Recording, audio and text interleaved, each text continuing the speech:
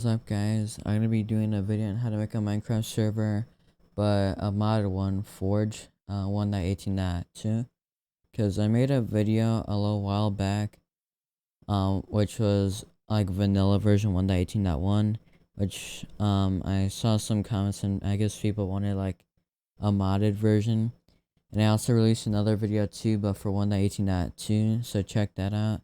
But those two are vanilla, so I'm gonna make just a modded one, and I'm going to show you how to install mods and all that stuff. So the first thing you need is the imager for Raspberry Pi. I recommend the official Raspberry Pi imager because it has all the official images and they're always up to date. So pick the one for your system, and I'm going to open mine right now. Okay, so the Raspberry Pi imager should look something like this. So the first thing you want to do is you're gonna go all the way down here. You're gonna do format card as FAT32, and then choose it. And when you go here, put in your SD card. Forgot to put that in. Okay, and make sure you select the right one. Just press right and then yes. This might take like a couple seconds, but all this is doing is just erasing everything that's on the card, so we don't run into any issues while doing anything. So now you're gonna change this. You're gonna go to other and just go down to Raspberry Pi Lite 64-bit.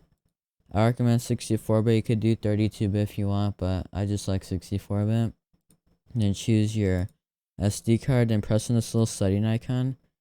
And the only thing you gotta change here is the SSH, enable SSH. And for the username and the password, you could change the username if you want, but I'm gonna leave it like that. And the password, I'm gonna do Raspberry. You could do any password, but Raspberry is just the default. You could set a Wi-Fi here too, your time zone and all that stuff if you want. You could change the host name if you want, but I'm just gonna leave as this, and all you need is really the SSH. So press save and just press right and yes. This might take it like 3 to 5 minutes, depending on how fast your SD card is, but I'm going to show you what to do once this is done. Alright, so once it's done, take out your SD card, put in your Raspberry Pi, and turn it on. It might take like 2 minutes to turn on, but SSH into it, and by now I think that you should know how to find your Raspberry Pi's IP. But basically when you SSH into that, it should look something like this. So the first thing that I'm gonna do is optional, but I do recommend to do it because sometimes this can interfere with like updating on the Raspberry Pi. So I'm gonna paste this command in. All this is gonna do is, well, I forgot to say what I'm gonna do. I'm gonna change your DNS server, and the reason why is because it's gonna conflict with some update. Because sometimes if your router is set to specific IP, DNS, sometimes the Raspberry Pi updater doesn't work, and this is very rare for it to happen. But just to prevent this from happening and me getting questions about that, I'm gonna do this. So this is just gonna go into your network config. This is all your network settings here, but just go all the way down to the bottom. And all that I'm gonna do now is hold up, my bad. All the way down to the bottom, paste this in, and you could choose your own DNS servers, but this is Google's DNS server. But I like Cloudflare. You could do Cloudflare's too. Cloudflare is a little bit more faster, but it's not really noticeable. But once you put your preferred DNS server, just do Control X, Y, and enter, and that's it. You saved it, and now all that we gotta do now is actually restart it. And I keep on doing something wrong here, but you just want to restart your DHCP. And this might take like a couple seconds, but this is very simple. It's just restarting your network so you could actually like download things. So now we gotta make sure that our Raspberry Pi is updated. So I'm gonna do this command, and also usually if you do if you use the Raspberry Pi imager, it'll usually always give you the latest image, so you don't have to update. But just to make sure, I'm gonna run these commands, and yeah, mine's updated. But if yours isn't updated, it'll like ask you to type Y or N and type Y, so it'll start doing all the updating and all that. Then you might have to restart. So now that we're done with this, we gotta get to the Java part. Now this is where it could vary, but for 1.18.2 uses Java 17. But if you're gonna be using like Forge 1.12.2 or 1.16.4 or 5 or whatever, every Java version, every Minecraft version uses its own Java version. So right now, well, I think that 1.17 and 18 use Java 17. So this will only work for Minecraft versions that are supported with Java 17. So let's just cut to the chase and let's just do this. First thing I'm gonna do is install zip. This might be already be installed. Alright, so it's installed now. And now we just gotta get this command. And by the way, all these commands will be in the description, so you could just copy and paste everything. And this SDK app is just basically every single Java version that kind of exists, I guess, that you could download. Sorry, I didn't mean to hit my mic. But this is just an easy software because it shows a bunch of the Java versions, and you can easily install any version. So once it says enjoy, paste this in. Then I'm just going to do SDK version. This is just to verify that it actually installed. So this is very short. And also I forgot to say, but I have my own Minecraft server and Discord server. So that's how it should look when it's done. And I'll show my Minecraft server's IP if you want to join. So, because I want to build a community and a Discord server, we could be more in touch. And if you have a specific question, I can respond to you quicker on on Discord. So now that that's installed, you could basically actually install the Java now. So now to install Java, just paste this command in. And this will take probably the longest, but it's not really that long, to be honest with you. So I'm just gonna fast forward this a little bit. Alright, so now that it's installed, now we're gonna actually verify that Java 17 is installed. Just do Java version, and you see that right there, OpenJDK version 17. So we're good, we're chilling now. So this is where it's gonna be different for like for Forge, because Forge, like when you download it, there's an installer. And you can't run you could run the installer on your Raspberry Pi, but it's going to be different. So I'm just going to do clear, and I'm going to show you what to do now. Alright, so I ran some technical difficulty issues, but it's a pretty easy workaround. But you're going to need software for Windows that's called FileZilla, because there's like a little bit of an issue, because with the Forge installer, it doesn't work on Raspberry Pi Lite, so you can't really like see it, like the little dialogue menu. So what we're gonna do is, most likely you're watching this on a laptop or a desktop or something, so most likely you have a Windows machine laying around or somewhere, and you're most likely using one right now. But basically, you're gonna have to download the Forge, like from the Forge's website. You actually gotta download the latest version on your computer. So just press on installer and then press skip, and then this should be like the download here, but I already got it downloaded. And now when you run this, you might need Java on your computer, but that's pretty easy. Just search up Java download, and it's just pretty straightforward. But when you run this, make sure you press install server, and pressing these three dots go to this PC, downloads, just do new folder. I'm gonna name it mod server, and I'm just gonna open this up and just press open and just press OK. That's gonna take a little bit. It's pretty fast, but so once it's done, I'll say this is press OK, and now you see this mod server. Now with this, you're gonna need FileZilla. So there are other softwares out, but FileZilla is like the main one for Windows. So this is how it looks, and all this is doing, it's like SSH, but it's called FTP, and this is basically just like transferring the file from your computer to the Raspberry Pi through SSH, meaning through FTP. So this is really easy. So the host is the Raspberry Pi's IP, and it's 24. Okay, so the username is whatever the username is. The default is Pi, then the password is whatever you set the password into SSH. Mine's Raspberry, then the port will always be 22. And just press quick connect, press OK. And this is how it'll look here. So now I'm gonna go here, go to your downloads here. And this is where my mod server's at. So now I'm gonna make a new directory. Wait, no, actually no, I did not. So just go to files here.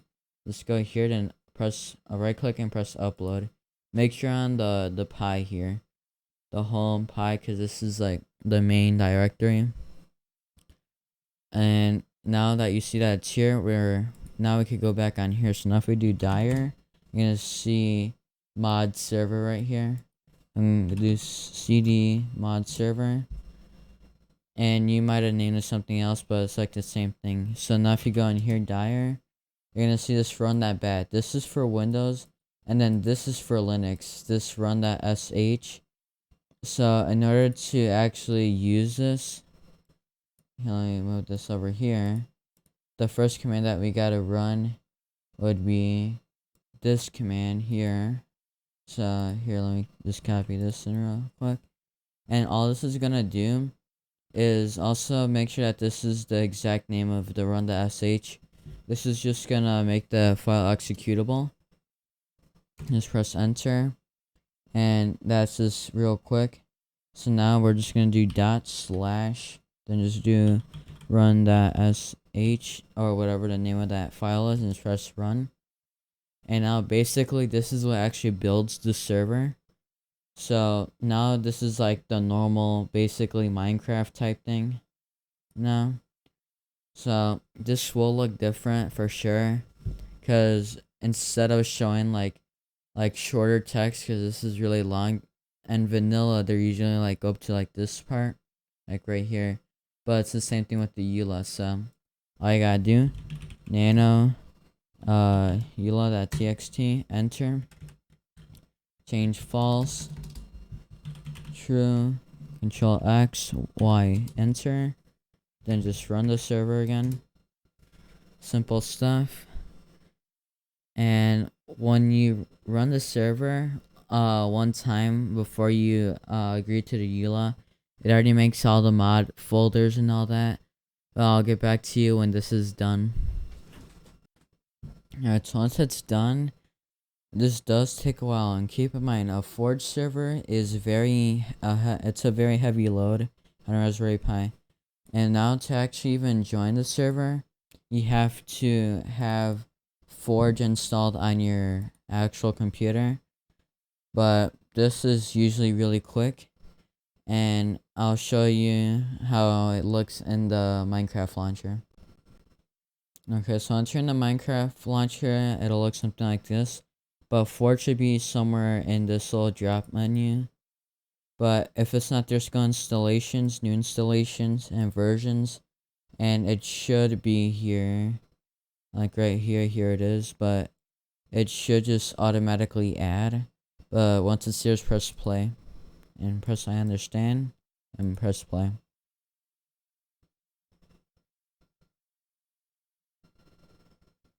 Okay, so once you load up 1.18.2 Forge, it'll look something like this. Press multiplayer, press direct connect, and just put in your Raspberry Pi's IP. Mine's 192.168.1.24. Press join server. And it might take a little bit, but it should connect to it. And as you can see, it's connecting. But I do have one thing to say. If you're running a Forge server and you want other people to join, one, you need port forwarding. I'm not going to do a video on port forwarding, but I'll leave links to that stuff. And two, if you want your friends to join and you're ready port forward, they have to have the exact same version of Forge as you. And if it's like, if it has mods installed, it has to be the exact same mod version, and they have to have it installed. But basically, you could see here, Minecraft server here. But if you're gonna be playing this alone, this solo, I don't know why there's a random gravel up there, but if you're gonna be playing alone without mods, this will be fine. But if you install mods, you're gonna start getting a lag, and I'm gonna show you how to fix that. So I'm gonna disconnect from that, and also I'll show you here. As you can see, the server's already like starting to like lose track a little bit. It says can't keep up, and here it says I joined the game right here. But I'm gonna show you how to fix it from saying that the server can't keep up, and this is a pretty easy fix. But this is why I tell you guys I have 64-bit installed, because what we're gonna do is change the RAM. So this is different from a vanilla server. So just do nano, and then I think here, let me do die real quick. I kind of forgot. So what we are looking for is user JVM right here. So let's do nano user JVM. Okay, so this is how it looks. Now all you're gonna do is just delete that little hashtag right there. Now this is gonna default to 4 gigs. You could go lower to 1 gig, 2 gig, 3 gig, or you could go even higher, but I recommend 4 gig because 4 gig is the spot that you want to be at. Press Ctrl X, Y, enter. Now to install mods, I'm gonna be using a mod that's called Neat. You can use any mod that you want, but I'm just gonna be using this mod because this is a pretty common mod that people use. So with this, you're gonna need FileZilla too, because for some reason every time I try to do wget and I paste the link in, there's some sort of error that happens during the download process. So all that you need to do is go to files and make sure that it's under the same game version, and we're gonna be using 1.18.2. So just press download file, and this is gonna wait for it to download. And you're gonna have to install this in 2 places. And so basically when you go into your folder, this is where it's at here. So first I'm gonna show you how to install it on your actual computer, and this is what your friends are gonna have to do too. So you have to do Windows R, you have to do %app data, press okay, then go to .minecraft at the top. Then if there is not a mods folder, just do new and folder and just make one. But just get this and just drag and drop it in. And I also gotta paste this here. Just copy and paste it from here to here. And now we gotta actually install it into the server now. So now on FileZilla, refresh it, go to your downloads, and here's Neat, and make sure that you're under the mods folder on your server, and just press here, then upload it. And now that you're done, I'm gonna show you like the actual folder, how it looks now. So now you actually see the Neat plus on here now. So I'm gonna do cd mod server now. So now I'm just gonna run this command again, and it'll always be the same command, by the way. I think I already said that, I don't know, but I'm gonna fast forward this.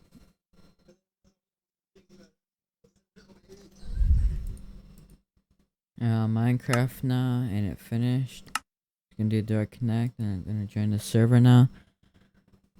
And you gotta make sure that you have the same mod version installed, even with your friends too, because if not, then the mods aren't gonna work, and nothing's gonna work properly. So now basically all this mod does is basically show like the health bar stuff now. So that wasn't a cut, that was just some lag. And also, if you fall through your map, that is normal. But like, you could see the health, and if I hit it, it's at 75 now. And also, like, just with this one mod, it is not the best. Like, just by the sheep walking, it is a bit laggy, but there are some mods out there that like do help with that.